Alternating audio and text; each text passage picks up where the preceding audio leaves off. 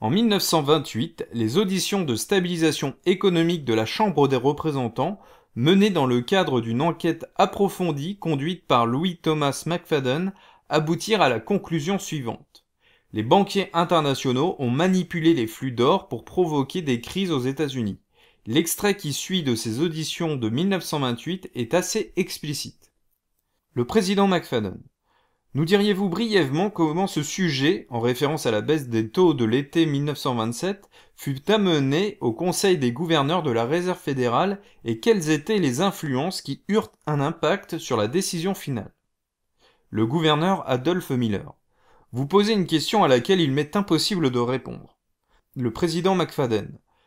Peut-être puis-je la clarifier. D'où venait cette suggestion qui a provoqué la décision de modifier les taux l'été dernier? Le gouverneur Adolph Miller. Les trois plus grosses banques centrales d'Europe avaient envoyé des représentants dans notre pays.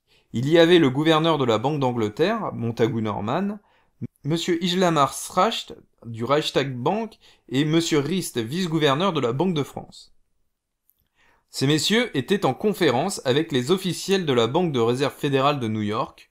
Au bout d'une semaine ou deux, ils ont fait une apparition à Washington pendant une grande partie de la journée.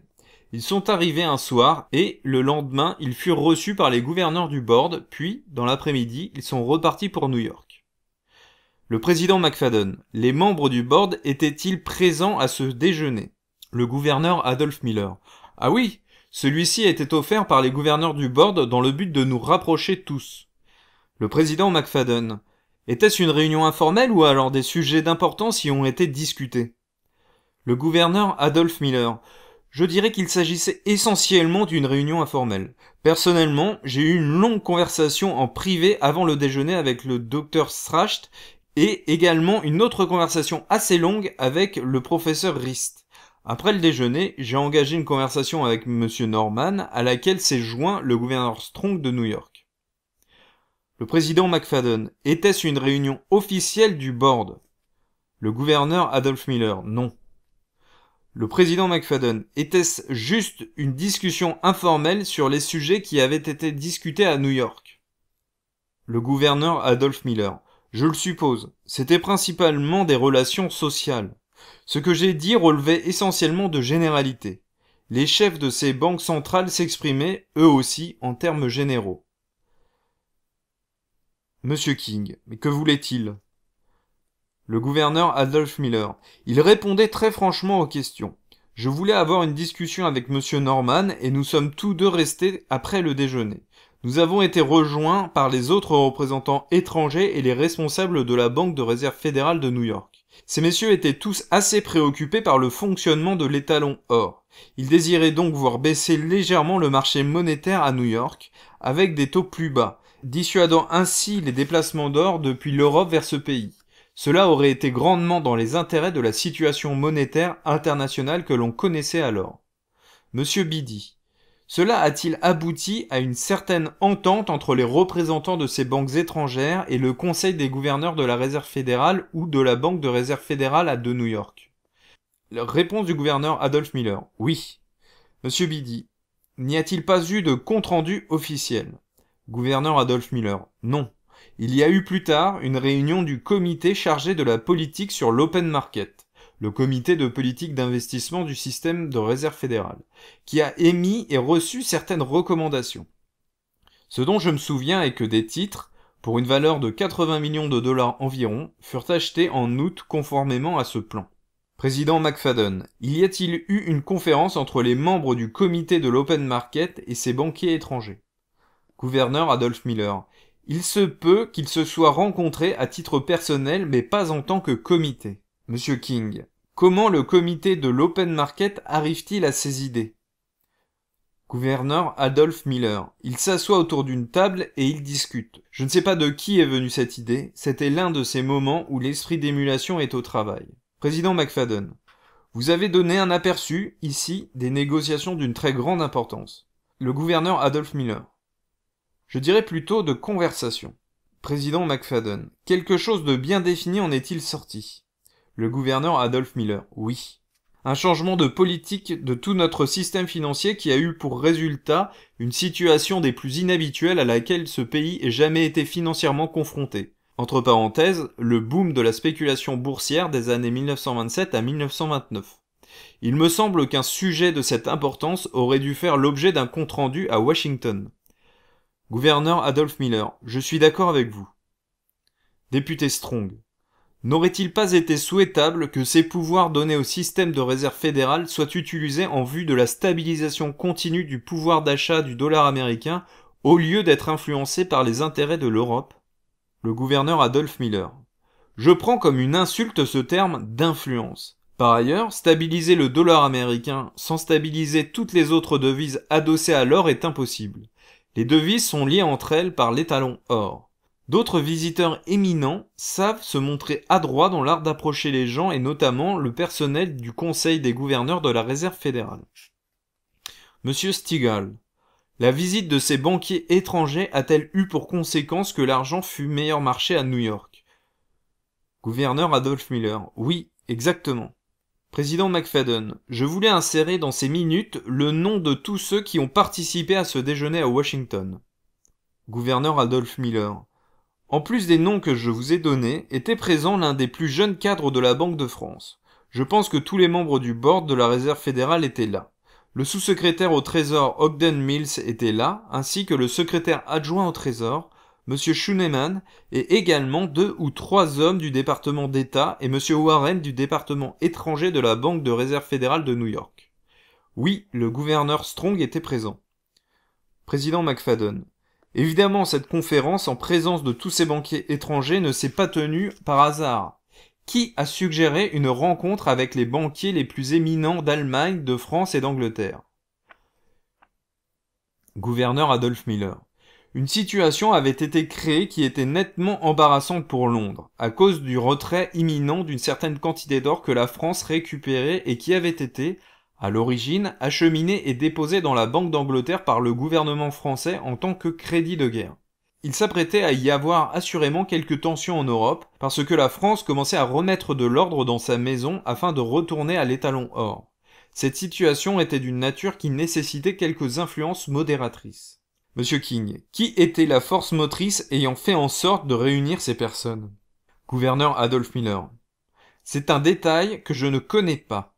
Député Strong, ne serait-il pas juste de dire que ses collègues qui voulaient l'or étaient les instigateurs de cette réunion? Gouverneur Adolph Miller, ils sont venus chez nous. Député Strong, le fait est qu'ils sont venus chez nous, qu'ils ont participé à cette réunion et qu'ils ont tenu un banquet, qu'ils ont parlé, qu'ils ont obtenu que le Conseil des gouverneurs de la Réserve fédérale baisse les taux d'escompte pour effectuer des achats sur l'open market et qu'ils ont obtenu l'or. Monsieur Stigall, est-il exact que cette réunion a stabilisé les devises européennes et affecté la nôtre?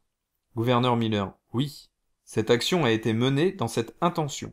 Les banquiers européens et ceux de la Banque de Réserve fédérale de New York se sont donc secrètement réunis pendant une semaine, mais sont restés à peine un jour à Washington et, qui plus est, pour des mondanités. On le voit, la Banque de Réserve fédérale de New York pilotait en fait toutes les opérations de la Fed et le Conseil des gouverneurs à Washington n'était là que pour le décor. Cette réunion confidentielle eut comme conséquence politique un afflux d'or de 500 millions de dollars vers l'Europe. Il n'existe aucune trace de cette décision, mais elle peut se déduire de la position des 7 gouverneurs. L'éclatement de la bulle de 1929, une nouvelle tonte des moutons. Extrait du livre de Milton Friedman, Two Lucky People, Memoirs. La Fed est largement responsable de l'ampleur de la crise de 1929. Au lieu d'user de son pouvoir pour compenser la crise, elle réduisit d'un tiers la masse monétaire entre 1929 et 1933, nous plongeant ainsi dans la récession. Après cette réunion secrète, la Banque de Réserve fédérale de New York passa immédiatement à l'action et baissa les taux d'intérêt de 4 à 3,5%. En 1928, elle avait distribué 60 milliards de dollars au bénéfice des banques membres et ces dernières avaient utilisé leurs billets à ordre de 15 jours comme garantie. Si l'on changeait tout cet argent en or, cela équivaudrait à 6 fois la quantité d'or en circulation dans le monde. User de cette méthode pour accorder des dollars coûtait 33 fois plus cher que tout l'argent émis sur le marché avec l'achat des bons du trésor. Encore plus consternant, en 1929, la Banque de réserve fédérale de New York distribua à ses banques membres la somme de 58 milliards de dollars. À cette époque, la bourse de New York permettait aux traders de ne verser que 1% du prix des actions qu'ils achetaient, le reste de la somme étant fourni par des prêts bancaires. Lorsque les banques qui tenaient entre leurs mains un énorme crédit rencontrèrent les courtiers avides et affamés, ce fut le coup de foudre. Les banques pouvaient emprunter des sommes à la Banque de réserve fédérale de New York au taux de 5%, prêter à nouveau aux courtiers à 12%, dégageant ainsi une superbe marge de 7%. À ce moment, le marché boursier de New York ne pouvait que monter en flèche. Dès lors, aux États-Unis, du nord au sud et d'est en ouest, les gens étaient encouragés à investir toutes leurs économies dans les actions. Même les politiciens de Washington furent mobilisés par Wall Street. Le ministre des Finances, Mellon, s'adressa à la population dans un discours officiel pour leur assurer que la bourse de New York pouvait encore largement monter. Et le président Coolidge prononça également un discours écrit par les banquiers et adressé à toute la nation pour la persuader qu'acheter des actions était très sûr. En mars 1928, quand le board répondit aux questions du Sénat à propos des prêts trop élevés accordés aux courtiers, voici quelle fut sa réponse. Ce n'est pas évident de parler de cela, mais nous sommes convaincus qu'ils, entre parenthèses les courtiers, ont tendance à être sûrs et prudents. Le 6 février 1929, Montagu Norman, de la Banque d'Angleterre, se rendit de nouveau secrètement aux États-Unis et la Fed commença à abandonner la politique monétaire entamée en 1927. Les banquiers anglais semblaient se préparer à un événement majeur. Le retournement économique aux États-Unis allait bientôt se produire. En mars 1929, à l'occasion de la réunion annuelle de sa banque d'acceptation internationale, le parrain de la finance Paul Warburg avertit les actionnaires. Si l'on permet aux orgies de spéculation effrénées de se propager, l'effondrement ultime affectera certainement non seulement les spéculateurs eux-mêmes, mais entraînera aussi une crise générale impliquant l'ensemble du pays.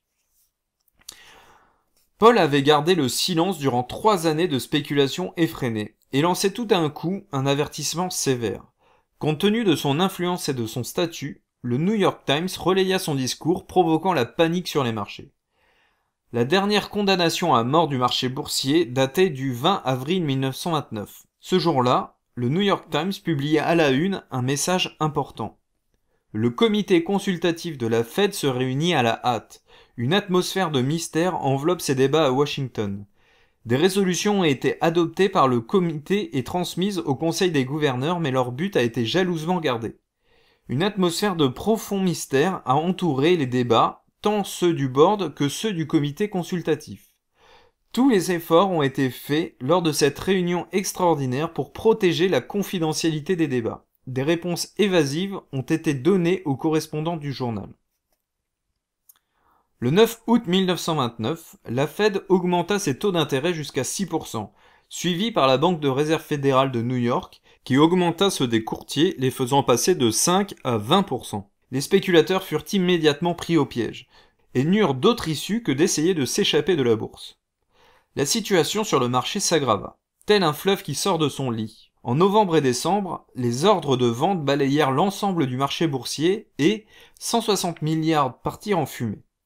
Un courtier de Wall Street a donné l'explication suivante. En réalité, il s'agissait de la tonte calculée du public par les puissances monétaires mondiales, déclenchée par la brusque pénurie programmée de l'offre monétaire à très court terme sur le marché monétaire de New York. Essayant de panser les blessures dont souffrait le pays, le New York Times du 4 juillet 1930 déplora. Les cours des matières premières sont revenus à leur niveau de 1913.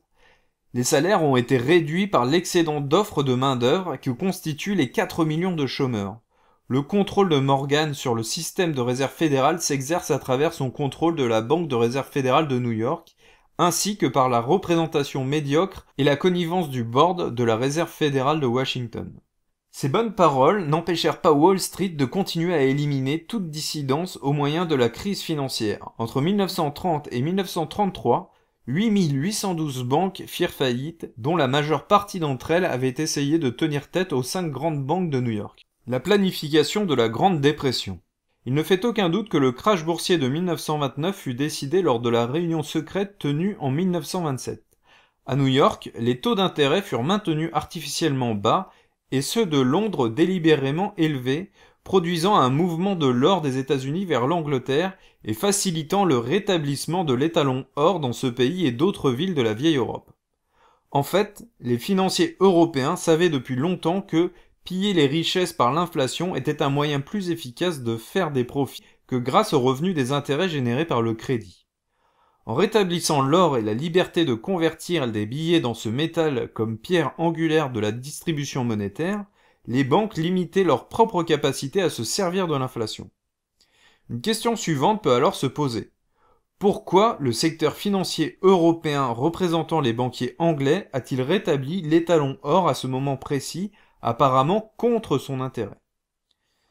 La réponse vient de ce que les banquiers internationaux jouaient une partie d'échecs à plusieurs coups. La Première Guerre mondiale s'était soldée par une défaite de l'Allemagne dont les énormes réparations de guerre ne pouvaient être assumées par les banques Rothschild ou Warburg, lesquelles cherchaient de toute façon à s'enrichir aux dépens des nations. Le premier coup de cette partie d'échecs consistait donc à pousser les banques allemandes à encourager l'inflation, ce hachoir à viande de la richesse, pour piller rapidement l'épargne des Allemands. C'était la première fois de son histoire que l'humanité était confrontée à l'hyperinflation.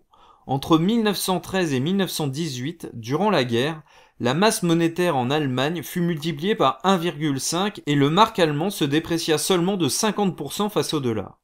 Dès 1921, la tendance de la Banque centrale allemande fut de battre monnaie sans retenue ni discernement. Par rapport à 1918, l'émission monétaire fut multipliée par 5 en 1921, par 10 un an plus tard et par 72 530 000 en 1923. À partir d'août 1923, les prix atteignirent des chiffres astronomiques. Une miche de pain ou un timbre coûtait 100 milliards de marks. Le salaire quotidien des ouvriers devait être versé 2 fois par jour car il était dépensé en 1 heure. Les banquiers allemands firent un massacre avec l'épargne des classes moyennes, laissant un grand nombre de personnes sans ressources, plantant profondément les graines de la haine contre les banquiers juifs et jetant les bases de l'arrivée des nazis au pouvoir. Les souffrances des Allemands furent plus profondes encore que celles des Français après la guerre franco-prussienne et les conditions d'une guerre encore plus tragique étaient posées dès 1923. Quand il ne resta quasiment plus rien des économies des Allemands, le mark se stabilisa. Sous la régulation des banquiers internationaux, l'or des Américains devint la bouée de sauvetage de la monnaie allemande. Au second coup d'échec, ce fut au tour des banquiers anglais de déployer leur talent. Pendant la Première Guerre mondiale, les Allemands attaquaient fréquemment avec leurs sous-marins, ce qui clouait dans les ports les navires anglais transportant l'or, obligeant la Banque d'Angleterre à arrêter temporairement d'échanger de ce métal, l'étalon or de la livre n'ayant que le nom. En 1924, Churchill devint chancelier de l'Échiquier, entre parenthèses ministre des Finances britannique. N'ayant pas d'affinité avec la finance et sous les clameurs des banquiers londoniens, il s'apprêta à rétablir l'étalon or.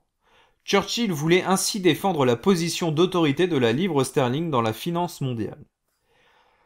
Le 13 mars 1925, le Gold Standard Act fut voté. Le Royaume-Uni était affaibli à cause des efforts de guerre. Son économie moins puissante que celle des États-Unis avait perdu son statut dominant, même en Europe. Le retour à l'étalon or allait conduire à une livre forte, mais aussi à une perte de compétitivité du commerce extérieur britannique et, dans le même temps, à une baisse des prix dans le pays, une diminution des salaires, une augmentation significative du taux de chômage et d'autres conséquences économiques encore. Le grand maître que fut John Maynard Keynes a fait son apparition à cette époque. Lors du traité de Versailles en 1919, il représentait le trésor britannique et s'opposa aux conditions sévères imposées à l'Allemagne, se disant prêt à démissionner en signe de protestation. Il plaida pour l'abolition de l'étalon or, adoptant ainsi une position incompatible avec celle des banquiers londoniens.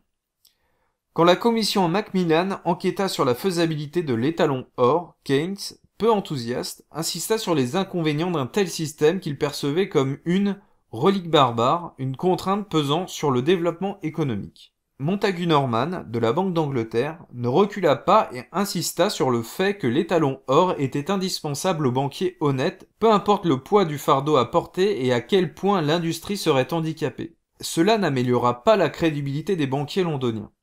Les Britanniques se trouvaient dans une situation aussi tendue que celle des États-Unis. La finance avait mauvaise réputation et, pour l'opinion publique, si elle soutenait quelque chose, c'était sûrement mauvais. Tout le monde fustigeait la vision des banquiers, accusés de ne tenir aucun compte du peuple. La prophétie de Keynes et le plan des banquiers se réalisèrent tous les deux. Après le rétablissement de l'étalon or, l'économie s'effondra. Le taux de chômage qui était à 3% en 1920 passa à 18% en 1926. Des grèves s'ensuivirent, le chaos politique s'étendit, obligeant le gouvernement britannique à faire face à une crise très grave. Et la crise, c'est toujours ce que les banquiers cherchent à provoquer. Ce n'est qu'en organisant des crises qu'ils peuvent faire passer leurs réformes financières et réclamer en urgence des modifications de la loi. Ils parvinrent ainsi à faire passer le Currency and Bank Notes Act en 1928. Cette loi permit à la Banque d'Angleterre d'émettre une quantité considérable de billets du Trésor et ainsi faire sauter le plafond qui lui était imposé. En effet, la loi de 1844 limitait depuis 84 ans la création monétaire basée sur les obligations à 19,75 millions de livres. Le reste des billets émis devant être garantis par les réserves d'or.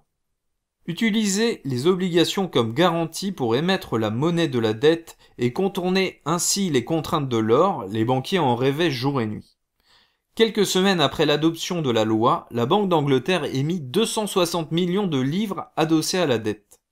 La nouvelle loi autorisait la Banque d'Angleterre, en cas d'urgence, à émettre sans limite des livres basés sur la dette. Il suffisait que le Trésor et le Parlement approuvent.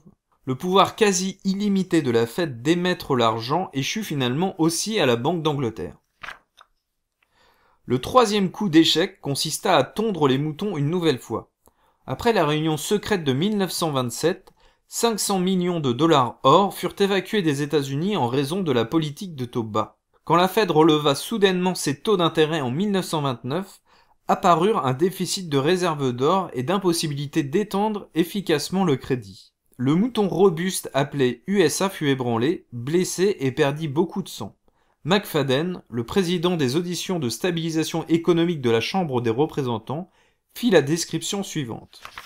Un État a vendu en un jour 60 000 maisons et fermes. Dans le Michigan, à Oakland, ce sont 71 000 propriétaires et agriculteurs qui ont été contraints de partir. Cela est arrivé dans d'autres régions des États-Unis. Dans cette catastrophe économique sans précédent, seuls quelques initiés savaient que la plus incroyable spéculation de l'histoire des États-Unis allait bientôt s'achever. Au moment opportun, ils vendirent toutes leurs actions et acquirent des obligations d'État. Ces rares initiés entretenaient des relations étroites avec les Rothschild. Les personnes extérieures à ce cercle ne furent pas épargnées, pas même les riches. Ce cercle comprenait les banques, JP Morgan, Kunlob & Co., ainsi que des clients privilégiés, triés sur le volet, comme les banques partenaires et des industriels célèbres, des politiciens importants et des dirigeants de pays amis.